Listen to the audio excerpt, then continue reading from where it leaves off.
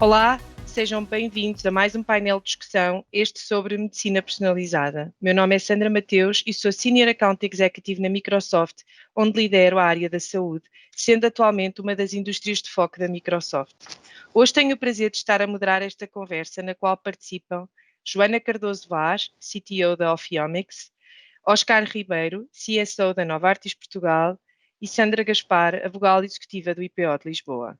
Agradeço desde já a vossa presença. Num texto de 2017 e que no site do SNS dá nota da participação de Portugal num grupo de trabalho europeu nesta temática, diz-se que a medicina personalizada é um modelo de prática médica que integra a caracterização do indivíduo, ou seja, inclui dados sociodemográficos, ambientais e de estilos de vida, de informação clínica, de imagem médica e perfis genéticos na estimativa da predisposição individual para uma doença e na definição de estratégias preventivas e terapêuticas para cada indivíduo. Muitas vezes também denominada de medicina de precisão, é, numa linguagem simplificada, a adaptação do tratamento médico às características individuais de cada paciente. Temos assistido nos fóruns de saúde, mas também nos meios de comunicação mais generalistas, a um crescente interesse pelo tópico, mas parece-me que ainda existe muito desconhecimento sobre o que já se faz em Portugal nesta matéria e que passos estamos a dar. Assim, começava precisamente por aí, pedindo-vos do vosso ponto de vista que partilhem o que já se faz em Portugal, nomeadamente ilustrando com os exemplos da organização que aqui representam. Começo pela Sandra, que nos pode dar nota de como o IPO de Lisboa já inclui esta temática nos seus diagnósticos e nos seus tratamentos. Olá, Sandra. Olá, viva! Muito obrigada à Microsoft, na pessoa da Sandra Mateus, pelo convite que me foi endereçado.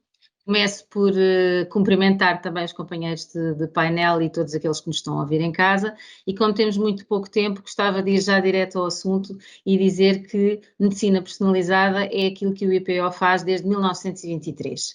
E começo a minha apresentação por dizer que este contexto da medicina personalizada, da medicina de precisão, é um contexto, obviamente, que engloba aqui um conjunto de terapêuticas e de inovações muito promissoras que devem ser englobadas na prestação de cuidados, e só assim é que nós conseguimos avançar na prática clínica, mas que este conceito que a Sandra acabou de ler, aquilo que traz de novo é talvez adicionar uma nova dimensão, que é a dimensão da genética, àquilo que é fazer medicina. E não se faz medicina sem ser medicina personalizada. E, portanto, obviamente que é um produto que neste momento nós encontramos em muita literatura, é um produto que se pretende vender, mas não há medicina sem ser medicina personalizada, e nós no IPO primamos e somos reconhecidos inclusivamente por fazer medicina personalizada desde 1993.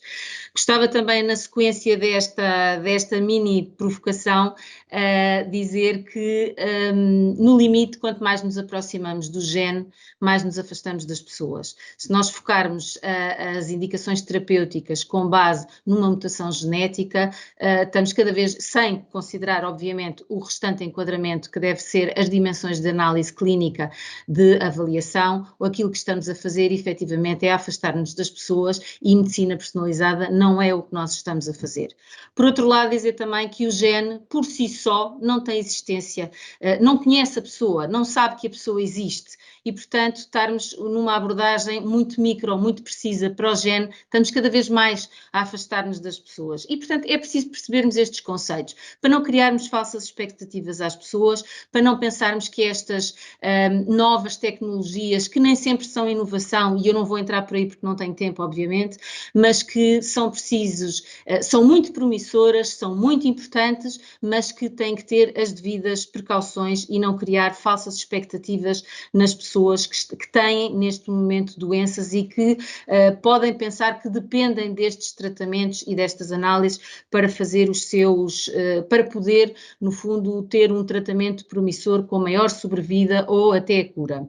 Dito isto, no IPO de Lisboa estamos na vanguarda deste conhecimento, quer em termos de das análises genéticas que são feitas. Nós começámos na década de 90 muito ligado à clínica do risco familiar, com técnicas sofisticadas de biologia molecular, nessa altura muito ligadas à clínica do risco familiar, e mais recentemente, nos últimos anos, numa tentativa de translação entre a investigação e a clínica e a aplicação efetivamente através do conhecimento genético dos tumores e a aplicação de terapêuticas-alvo, de terapêuticas imunológicas, de terapêuticas celulares, que são, no fundo, as duas tónicas que este novo conceito pretende introduzir, que é, no fundo, um conceito que não traz muito de novo. Aquilo que traz de novo, como disse, é a incorporação de novas dimensões e de novos tratamentos que estão disponíveis.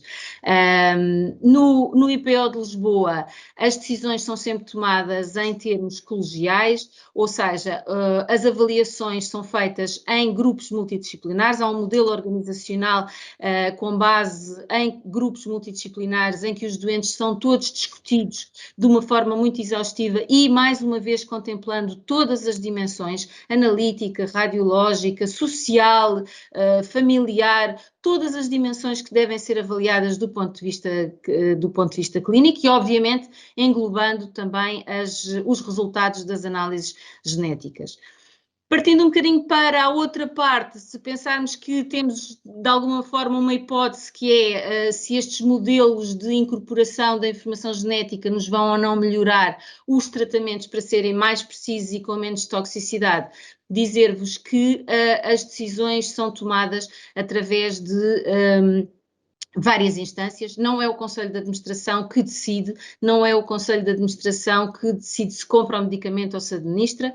Há um grupo, desde a Comissão de Farmácia Terapêutica, o Molecular Tumor Board, que também tem participação, os grupos multidisciplinares, que fazem aqui, no fundo, o enquadramento de todas estas variáveis e, portanto, dizer-vos que no IPO de Lisboa estamos na vanguarda de estes novos conceitos que são incorporados no conceito de medicina personalizada, de medicina de precisão. Muito obrigada, Sandra. Passo aqui ao Oscar para nos falar um bocadinho do papel da Novartis e também do que em Portugal já a Novartis contribui para este tópico. Muito obrigado, Sandra, e muito obrigado à Microsoft pelo convite à Novartis e cumprimento também os membros do painel, a Sandra Gaspar e a Joana Rocha. O nosso sonho, enquanto companhia farmacêutica, é reimaginar a medicina. É esse o nosso propósito, é para isso que trabalhamos todos os dias e, nesse contexto, a medicina personalizada tem um papel fundamental. Eu iria dar 2 exemplos de áreas terapêuticas que estão a ser utilizadas já em Portugal e depois falar um bocadinho sobre o que está a passar em termos de Big Data, em termos de investigação clínica. Começando por aquilo que já estamos a fazer em Portugal e que já estamos, desde há muitos anos atrás, talvez no princípio deste século, logo no início do século, a introdução de terapêuticas biológicas em contextos variados. E as terapêuticas biológicas corresponderam a um marco fundamental naquilo que passou a ser a abordagem terapêutica aos doentes, e nomeadamente em áreas inflamatórias imunomediadas. A Novartis tem trabalhado, bem como outras companhias farmacêuticas, em identificar targets terapêuticos que possam ser trabalhados de uma forma bastante específica, ou seja, em lugar de estarmos a proceder em larga escala, a tentar suprimir todo o processo inflamatório, estamos a identificar moléculas específicas e que depois são tratadas terapeuticamente com todos os benefícios, tanto de eficácia como de segurança para os seus doentes. E neste caso, nós temos hoje em dia à disposição várias alternativas terapêuticas e os profissionais de saúde, as instituições, têm à sua disposição a possibilidade de adaptarem essas terapêuticas. Mas hoje já estamos num nível mais elevado, com a introdução de outras terapias que essas, assim, adaptam-se ao perfil do doente. Estou a falar nomeadamente daquilo que se chamam hoje as CAR therapies, em que se retira do próprio sangue do doente uma amostra que é trabalhada em laboratórios altamente especializados, que é reestruturada geneticamente e com as mesmas células do próprio doente, elas são manipuladas por forma a que, sendo novamente introduzidas no doente, têm um alvo claramente definido e atingem uma eficácia muito significativa e fazendo, de facto, a diferença tanto em termos de qualidade de vida como em esperança de vida. E, portanto, isso significa um novo patamar em termos de medicina personalizada, em que não estamos a escolher as terapias em função do doente, mas estamos sim a trabalhar a terapia para aquele específico doente. Não é outro, é exatamente aquele. E estes são 2 exemplos, eu poderia dar mais, mais exemplos no que a Novartis diz respeito, mas eu penso que eles são bem elucidativos. Mas estamos a trabalhar também em termos de investigação, de uma forma que permite maximizar todo o conhecimento que temos in-house, com mais de 3.000 ensaios clínicos, com mais de 2 milhões de anos doente disponíveis, com mais de 1,3 trilhões de variações genómicas, estão a ser trabalhadas com a ajuda da inteligência artificial para que seja possível identificar novos targets terapêuticos e novas terapias para que consigamos ser cada vez mais eficientes e mais seguros. Obrigada, Oscar. Joana, partilhe connosco um bocadinho a história da Ophiomix e o que tem vindo a ser a Ophiomix e a sua aplicabilidade também aqui em Portugal. Bom dia, obrigado pelo convite e saúde também os meus colegas de painel.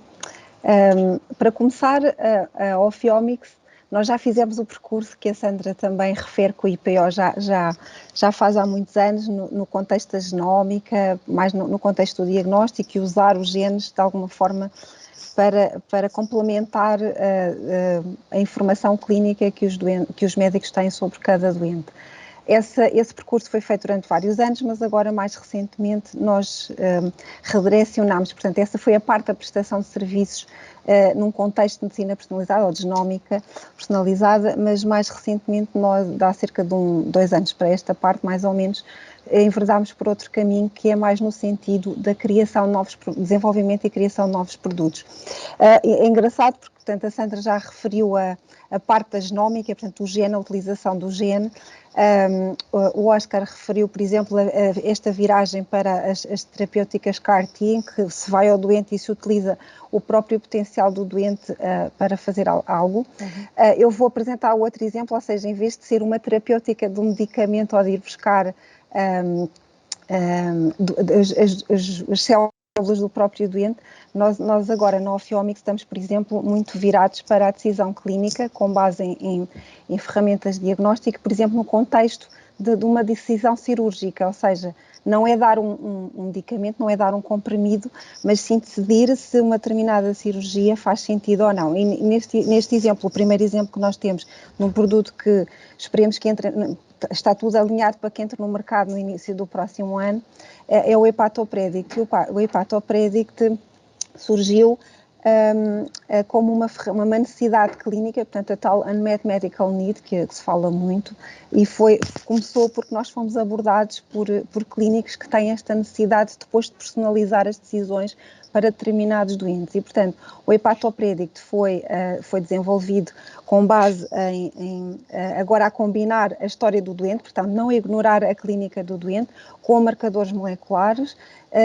numa ferramenta de inteligência artificial, um algoritmo de inteligência artificial, e com base nisso nós somos capazes hoje, com muito mais precisão, dar ao cirurgião de transplante hepático, portanto esta ferramenta foi toda desenvolvida no contexto de câncer do fígado, para decisão de transplante, dar ao cirurgião uma decisão ou uma informação para a qual ele pode decidir com muito mais decisão, com muito mais certeza se o doente não vai recidivar após ter o transplante portanto, um fígado, que é um órgão raro, se vai ter ou não. E isso vai provavelmente revolucionar a medicina de precisão neste contexto de transplante hepático.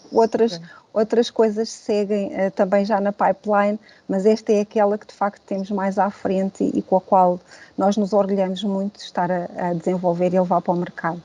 Obrigada pela partilha, Joana, Sandra e Oscar. Relativamente também aqui em diversos fóruns se aponta para este sucesso da medicina personalizada, mas sabemos que tem ainda um preço elevado, não é? Falámos aqui daquilo que a própria Novartis está a fazer do ponto de vista de dados e de inteligência artificial, estes próprios métodos novos diagnósticos como o que a Ophthalmics está a trabalhar. Do vosso ponto de vista, e tendo presente que nós em Portugal temos um Serviço Nacional de Saúde que é público e que o queremos manter equilibrado, quais são os obstáculos, e aqui falamos muito também do custo e desta eficiência, quais são os obstáculos e como os podemos ultrapassar para que isto seja uma realidade cada vez mais presente na vida dos pacientes em Portugal? Joana, o que é que ainda precisamos de fazer do ponto de vista da investigação e do ponto de vista da disseminação destes produtos, nomeadamente este que acabou de falar agora, de suporte ao diagnóstico, mas também numa visão mais abrangente da investigação? A minha resposta imediata é a educação, e a educação quer dos clínicos e a educação dos doentes. É uma área que eu e que nós aqui advogamos bastante, ou seja, eu acho que está a haver está a acontecer já há uns anos esta parte, uma mudança na atitude dos clínicos também perante, e aliás a Sandra também já referiu, esta necessidade dos tumor boards, da intervenção dos clínicos e haver uma decisão conjunta usando todas as variáveis e toda a informação disponível dos doentes. E, portanto, também nesta vertente da investigação está a haver esta mudança, portanto, há uma maior participação dos clínicos. Este produto que eu acabei de falar e outros que estão na linha de desenvolvimento na pipeline, têm realmente a ver com há uma proximidade com os clínicos, com o corpo clínico, com as perguntas que eles têm e com as questões que são precisas de resolver e, portanto, a partir do momento em que é quebrada esta barreira e há esta colaboração de proximidade entre a investigação, quem faz a investigação e o clínico, eu acho que este é o problema, é um dos problemas que nós nos deparamos e, portanto, temos imensos clínicos que vêm ter connosco e eu tenho esta pergunta, mas eu não sei como resolver. Primeiro porque eles não têm tempo, os médicos não têm tempo, infelizmente, reservado para esta área, é muito difícil. Segundo, porque também a nível técnico não têm o conhecimento técnico para muitas vezes desenvolver, mesmo que compreendam depois as tecnologias, mas não têm o conhecimento técnico suficiente e o tempo para desenvolver e para levar para o mercado. E a segunda questão que eu acho que também é precisa neste contexto é o investimento depois também que se tem que fazer para de facto estas ferramentas chegarem. Porque nós temos os cérebros em Portugal, portanto nós temos as pessoas e a capacidade técnica e intelectual para desenvolver estas coisas. Existem já algumas companhias como a Ophthalmics a operar neste contexto. Agora, quando eu falo em investimento, não tem que ser um investimento do Estado, não tem que ser um investimento estatal. Tem que, de facto, haver uma cultura que perceba que para levar um produto destes para o mercado no contexto da saúde humana, isto é muito caro e custa muito dinheiro. E, portanto, não é só com os projetos de investigação que se fazem na academia que são suficientes para depois realmente fazer o desenvolvimento. Esta progressão. Fazer a validação técnica, fazer toda a regulamentação que é necessária para que um produto chegue ao mercado, para que as entidades como a EMA e por aí fora aceitem, a FDA, aceitem este produto no mercado. Isto é muito dinheiro, não sei se têm noção, mas é cerca de 1 a 2 milhões de euros e eu estou a falar por baixo para levar um produto para o mercado e, portanto, é preciso que realmente haja uma consciência de investimento, e eu até falo de investimento privado. Portugal tem alguma dificuldade das empresas portuguesas, por exemplo, de aceder a capitais privados para de facto fazer este tipo de desenvolvimento.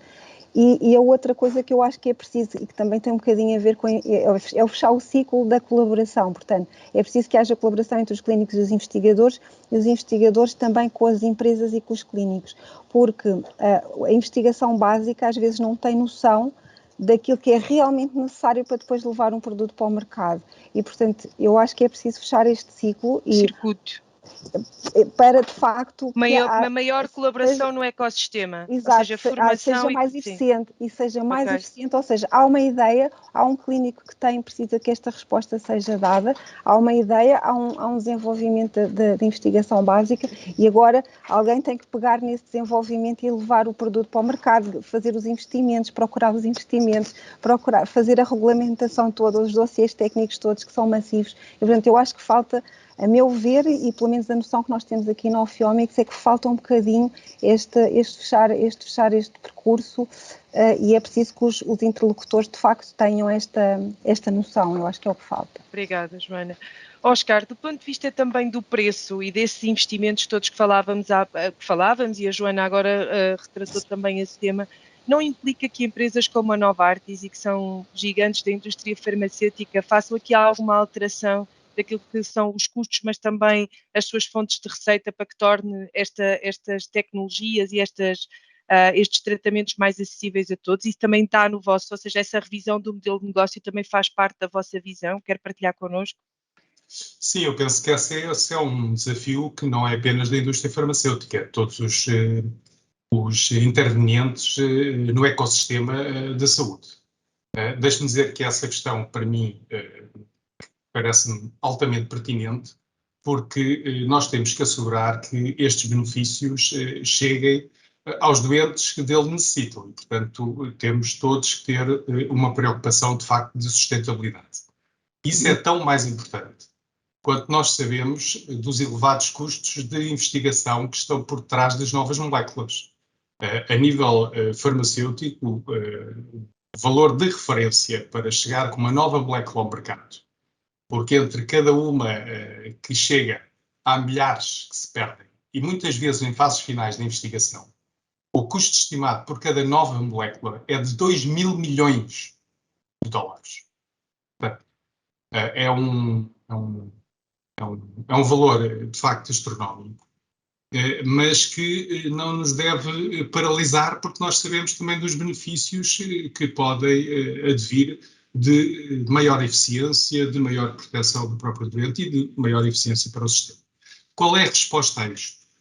Eu penso que todos, a indústria farmacêutica naturalmente, mas todos os intervenientes no sistema, temos que começar a pensar em modelos que financiem com base nos resultados e não no medicamento A, B, ou C ou D.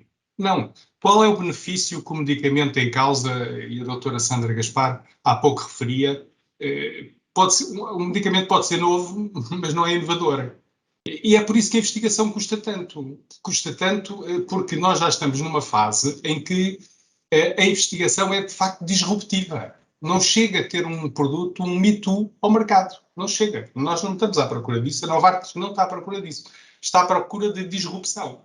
E isso tem o seu custo. Portanto, eu penso que a resposta está em trabalharmos em financiar os outcomes em saúde. Os resultados. Não as atividades, mas os resultados. Portanto, naquilo que se chama o Value-Based Healthcare. E é nesse contexto que estamos a trabalhar cada vez mais com o ecossistema.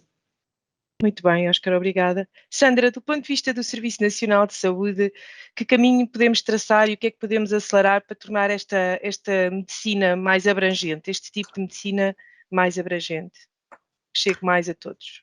Voltando ao meu conceito inicial de medicina personalizada e o que é medicina personalizada.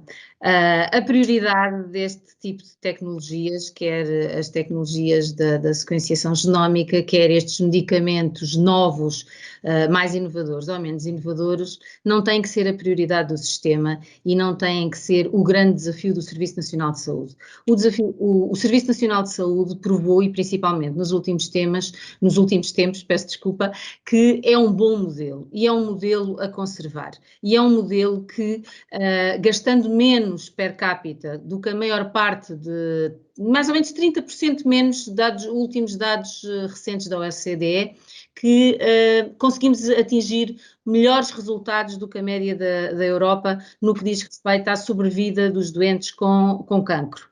E, portanto, significa que, de uma forma geral e de uma forma global, o Serviço Nacional de Saúde faz uma boa alocação dos seus recursos que são limitados a necessidades que são cada vez mais ilimitadas e que são criadas por estes novos produtos que estas terminologias também vêm a incorporar. Dito isto, é preciso nós percebermos que, e no caso do IPO, não há nenhum doente que, a quem seja prescrito e que passe por este conjunto de avaliação que eu há pouco tentei explicar, que não é o médico que prescreve, é um conjunto de peritos altamente especializados que vão analisar se este medicamento, que tem um preço alto, mas cujo o valor é muito incerto, se justifica fazer ou não. Deixa-me dizer-vos que no IPO de Lisboa nós gastamos cerca de 1,7 milhões de euros em medicamentos por semana. Estamos a crescer nos últimos anos entre 15% a 20% na rúbrica de medicamentos. Não há sistema que aguente. Isto não é um problema português, isto é um problema a nível mundial e o preço dos medicamentos é um problema que não se vai resolver no IPO de Lisboa, que não se vai resolver em Portugal, que tem que se resolver em outras instâncias, com entidades governativas, com entidades regulamentares. Agora, aquilo também que temos que nos preocupar é que temos que tornar todo este processo mais transparente. E o processo da fixação dos preços dos medicamentos é muito pouco transparente. Não nos podemos escudar atrás de que a investigação é muito cara. Nós sabemos que a investigação é muito cara, mas também sabemos as fontes de financiamento da investigação, que grande parte dessas fontes de financiamento também são públicas. E, portanto, há aqui um enorme trabalho a desenvolver para que os doentes não fiquem prejudicados. Acho que é importante que nós, em Portugal, passemos esta mensagem e, principalmente, ao nível do Serviço Nacional de Saúde. Portugal está na vanguarda destas tecnologias. Portugal está ao nível do que de melhor se faz na Europa e no mundo, particularmente na área oncológica, que é a área onde eu trabalho, e os doentes podem confiar no Serviço Nacional de Saúde. Os doentes podem confiar que o acesso a estas novas terapêuticas, a estes novos medicamentos, não está de forma nenhuma comprometido por questões financeiras. Dizer-vos que nesta área, quer da genética, quer dos novos medicamentos, há outros desafios que é preciso ter presente. O principal desafio neste momento dos recursos humanos, para que nós consigamos continuar a ter medicina personalizada e continuarmos a fazer estas técnicas laboratoriais altamente sofisticadas e continuarmos a prescrever de forma adequada estes medicamentos às pessoas, o medicamento certo, à pessoa certa, no momento certo. Para conseguirmos fazer isto, o grande desafio prende-se com os recursos humanos. Esta é, sem dúvida nenhuma, o maior desafio que nós temos no Serviço Nacional de Saúde. Depois temos outros para os quais temos que nos preocupar também, como é o Regulamento Geral da Proteção de Dados, como é um regulamento que neste momento tem o seu prazo de entrada suspenso por causa da pandemia, que é o Regulamento Geral dos Dispositivos Médicos do Laboratório in vitro. Estamos todos ainda um bocadinho parados, mas que ele está aí e que é outro desafio que nós vamos ter que nos preocupar nestas matérias. E, portanto, a questão do financiamento acaba por ser apenas só mais um desafio. Só mais um tema. Muito obrigada. Precisam de se preocupar. Obrigada também. Muito obrigada, doutora Sandra. Eu acho que ficam os tópicos principais. É preciso mais colaboração, mais financiamento em algumas áreas, também mais transparência, algum acelerar nestas políticas públicas. Agradeço mais uma vez a vossa presença e as opiniões partilhadas. É sem dúvida um tema do presente e do futuro, onde procuramos continuamente melhorar e prolongar a vida dos pacientes, sendo equitativos num SNS equilibrado. Agradeço também a quem nos viu e nos ouviu e desejo uma boa continuação do evento Building the Future. Obrigada a todos. Obrigado. Obrigada. Obrigada.